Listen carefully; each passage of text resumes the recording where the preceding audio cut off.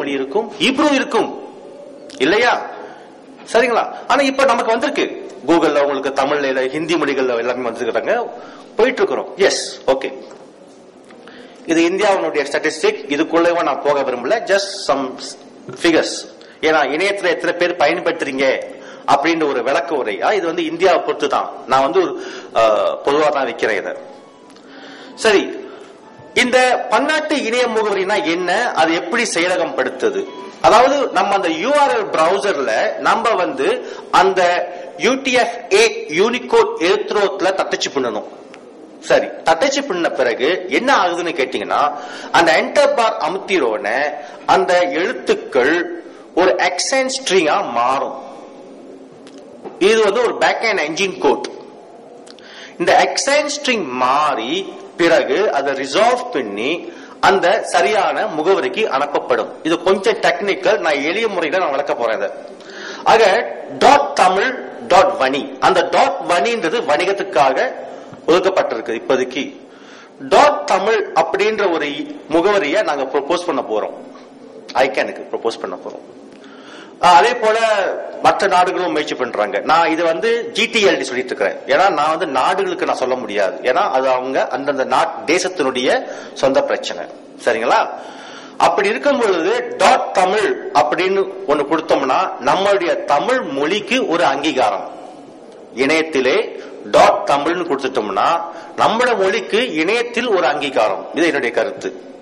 அதே போல தமிழ்நாட்டுல தமிழ்நாடுன்னு கொடுத்தோம்னா தமிழ்நாட்டில் இருக்கிற ஒவ்வொரு வர்த்தக நிறுவனமோ அல்லது ஆர்வலரோ அல்லது அமைப்போ அவர்கள் அதை பதிவு செய்து கொள்ளலாம். ஒரு எடுத்துக்காட்டு, சென்னை .தமிழ்நாடு, கோயம்புத்தூர் கோவை .தமிழ்நாடு அப்படின்னா இங்க உள்ள ஒரு இணைய பக்கமோ இணையதளமாகவோ அது இருக்கலாம் அப்படின்றது கருத்து.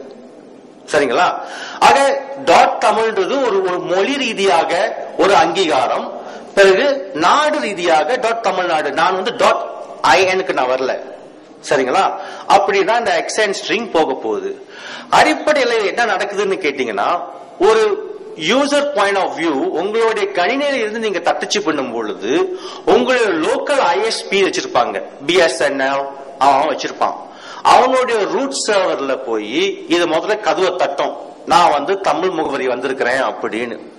அவனுடைய ரூட் சர்வர் பேட்ச் பண்ண, அவனுடைய DNS பேட்ச் பண்ணலன்னா ஆங்கிலம் தான் நான் எடுக்கிறேன், தமிழ் எடுக்க மாட்டேன்னு சொன்னிச்சுன்னா ரெண்டாவது விட்டு, இப்ப ஒரு எடுத்துக்காட்டு தான் BSNL எடுத்துக்குவோம். BSNL நீங்க இணையத்தை நீங்க பயன்படுத்துறீங்க, தமிழ்ல தட்டச்சு பண்றீங்க, அவன் சர்வருக்கு போது அவன் அந்த கோட்ஸ் அவனுடைய சர்வர்ல இணைக்கல, அது ஏற்றுக்கொள்ளவில்லை. அதனால அவன் சர்வரை விட்டு ஐகேன் ரூட் சர்வருக்கு போயிடும். ரூட் சர்வர் பேட்ச் பண்ணிருக்குன்னா திரும்பி அந்த முறைப்படி அந்த முகவரிக்கு வந்துடும்.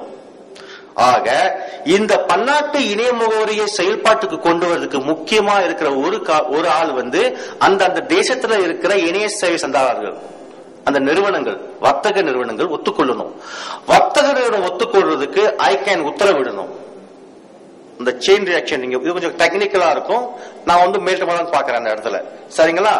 அப்படி வரும்பொழுதுதான் அந்த யூனிகோட் இணைய முகவரி வரும். சரிங்களா? ஆக அந்த இணைய முகவரி டைப் பண்ண பிறகு அந்த எக்ஸென்ட் ஸ்ட்ரிங் வெளியே போயிட்டு ரிசால்வ் பண்ணி அந்த சரியான IP அட்ரஸ்க்கு கொண்டு போகப்படும். இதுதான் பேக் அண்ட் என்ஜின் அதை வேலை செய்யறது. சரி, இதுல என்ன பிரச்சனைன்னு கேட்டீங்கன்னா, ஆங்கில இணைய முகவரியில பொதுவா தட்டச்சு பண்ணும் பொழுது இந்த OI0 இது போன்ற சில விஷயங்கள்லாம் நமக்கு கேபிட்டல் L, நார்மல் L இப்படிலாம் சில விஷயங்கள் நமக்கு வரும்.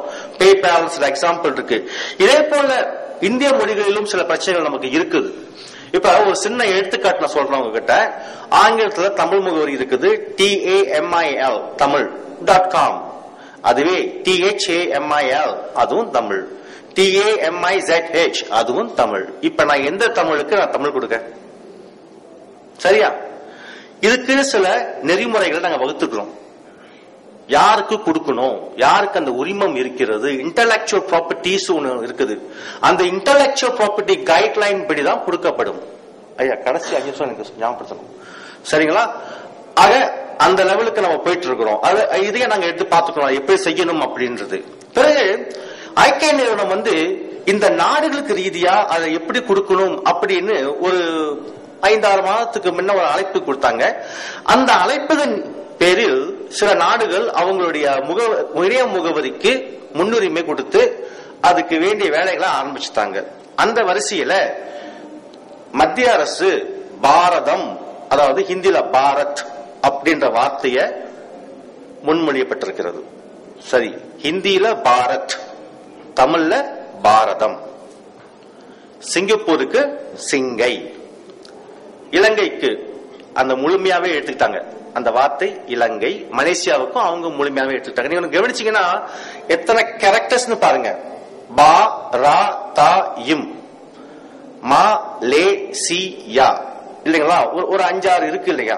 இது கிடைக்குமா கிடைக்காதான்னு கேட்டீங்கன்னா அதுக்கு சில விதிமுறைகள் இருக்குது. இது மலேசியாவோட இணையதளம். அங்க பாத்தீங்கன்னா ஜாவி மொழி, சீன மொழி, தமிழ் மூன்றுக்கும் அவங்க முயற்சி பண்றாங்க. முயற்சின்னு சொன்னேன், இன்னும் கிடைக்கல. சரிங்களா? இது ஐக்கிய நிறுவனத்தினுடைய அதனுடைய அணுகுமுறை எப்படி இந்த பன்னாட்டு இணைய முகவரியை கொடுக்கிறதுக்கான சில நெறிமுறைகளை கொண்டு வருவதற்கான ஒரு இணையதளம். இதன் அடிப்படையில பாத்தீங்கன்னா அந்தந்த நாடுகள் அவங்கவுங்க போட்ட பரிந்துரைக்கும் அப்ரூவல் கொடுக்கப்பட்ட நாடுகளுடைய சில விவரங்கள் அந்த வரிசையில கீழே பாத்தீங்கன்னா நீங்க இலங்கையை பார்க்கலாம். அப்படின்னா இன்னைக்கு டாட் இலங்கை அப்படின்றது உறுதியாகிவிட்டது. சரிங்களா? இது அதிகாரப்பூர்வமான ஐகேன் நிறுவனத்தினுடைய சைட் நான் காமிச்சிட்டு இருக்கிறேன். அதனால இது ஒன்னும் நானா உருவாக்கப்பட்ட ஒரு வாக்கியம் அல்ல.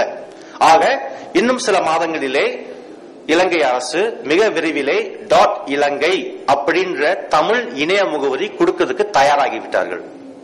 சரிங்களா? இப்ப உங்ககிட்ட நீங்க கேட்டுட்டு இருக்கலாம், இந்த நாடு நிலைமை என்ன அப்படின்னு. நான் இந்த 3 வார இந்தியா பயணத்துல சில நாடுகளுக்கும் நான் பேட்டி கொடுத்து வரேன். பாட்ஷா இந்தியா அவங்க உட்காந்துருக்காரு ஒருத்தர், தினமலர் 2 நாளைக்கு முன்ன டெக்கன் இன்டர்வியூ பண்ணாங்க, பேப்பர்ல வந்திருக்கு. நான் யாரையும் குறை சொல்லல என்ன, ஆனால் மத்திய அரசு முயற்சி எடுக்காமல் இது நடைமுறைக்கு வராது. சரிங்களா? ஆனா மத்திய அரசு 7 மொழிகளில் முயற்சி எடுக்கிறதாக செய்தி வந்திருக்கு. சரிங்களா? ஆக .com வணி, .net வலை, .org அமை, கல்வி இணை. நான் ஆரம்பத்துல சொன்னேன் .net நாங்க இணை கொடுத்தோம் அப்படின்னு. புத்தகத்துல இருக்கிற ஒரு பணிக்குழு இது அண்மை காலமாக இப்பதான் ஒரு மாத இடைக்கால கட்டங்கள்ல இது மீண்டும் தலையெடுத்துச்சு. அப்ப இல்ல இந்த இணை அப்படின்றது நெட்டுக்கு சரி வரல, அதுக்கு வெப் தான் சரியா வரும், நெட்டுக்கு வலை அப்படி இன்னும் பொருத்தமா இருக்கு அப்படின்ற எங்களுடைய உத்தமத்தில் இருக்கிற ஒரு உறுப்பினர் அதை முன்மொழிஞ்சார். இதுதான் ஒரு பணிக்குழுனுடைய ஒரு சாதகம். அதாவது கருத்துக்கள் வேறா இருக்கலாம். 10 ஆண்டுக்கு முன்ன நாங்க பேசும்பொழுது நாங்க .netக்கு நாங்க இணைன்னு நினைச்சிட்டு இருந்தோம். ஆனா அந்த .webன்னு ஒண்ணு ஆங்கிலத்துல போட்டா இல்லையா, அப்ப .webக்கு என்ன போட? இப்ப .netக்கு நான் இணை போட்டேன்னா அப்ப .webக்கு நான் என்ன போட? அதுக்கு நான் ஒரு கலைச்சொல், ஒரு சரியான ஒரு தமிழ் சொல் நான் வச்சிருக்கணும் இல்லைங்களா? ஆக காலத்துக்கு ஏற்றவர் நாமளும் மாறணும் அப்படின்னு இன்னைக்கு காலையில எங்க ஊர் மினிஸ்டர் சொன்னாரு, எனக்கு ஞாபகம். அந்த காலத்துக்கு ஏற்ற மாறணும்ன்ற அடிப்படையில 10 ஆண்டுக்கு முன்ன நாங்க .netக்கு இணைன்னு போட்டுறத இப்ப அதை வலைன்றதை மாத்தணும். இதை முன்மொழிந்த எங்களோட உறுப்பினர் திரு தவாரூபன் அங்க அமர்ந்திருக்கார். அவர் இலங்கை சேர்ந்தவர். நன்றி தவாரூபன். என்ன சரி, இந்த மாநாட்டுல நான் இந்த இணைய முகவரியை நான் பதிவு எடுக்கிறேன். அதாவது .தமிழ் நூலகம், தென்றல், சிங்கை, இலங்கை, தமிழ்நாடு, அரசு தமிழ்நாடு, கோவை தமிழ்நாடு, முதல்வர் தமிழ்நாடு,